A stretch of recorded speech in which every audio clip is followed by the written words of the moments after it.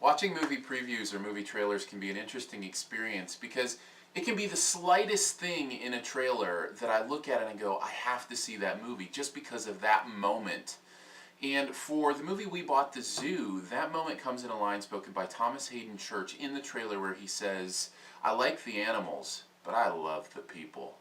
That moment just resonated with me on such a very deep level that I knew I wanted to see this movie. The question was, like it is with many trailers, can the movie live up to the preview? And the answer, yeah, I think it does. We Bought a Zoo is a very heartfelt, good movie, which is actually kind of surprising to me because it was written and directed by Cameron Crowe, who, for the most part, I think is a very overrated director.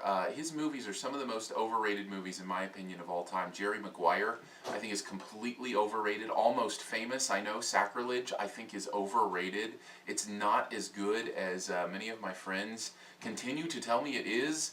Maybe I need to revisit it, but I was expecting another Cameron Crowe, over-the-top, schlock fest, writing big grandiose lines that people would never say in real life kind of movie. And though there are those moments, don't get me wrong, there is a lot of We Bought a Zoo that is over the top.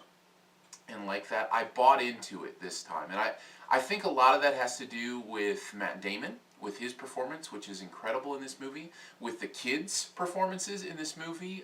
They do a great job.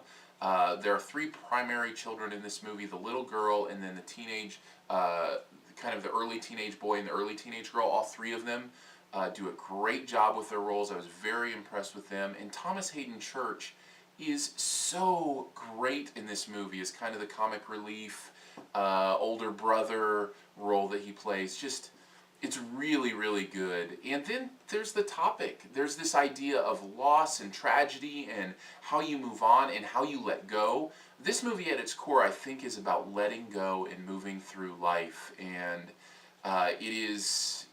there are moments where that applies to the animals.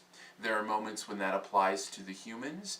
And what's interesting is how the movie juxtaposes those things and shows the differences in how we treat humans and how we treat animals and how we should treat humans and how we treat animals. I was very impressed with the avenues it went to and where it went. Is it a great, like, one of the best movies of the year kind of movie?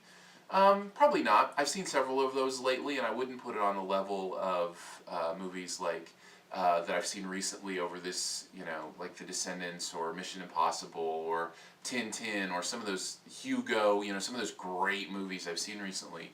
But it is a good movie, and it is very heartfelt. I will mention, just as a parent, because I think other parents might want to know, it is rated PG, not PG-13, it's rated PG, and a lot of times I think, oh, that means I can just take my kids. No, it actually still means parental guidance.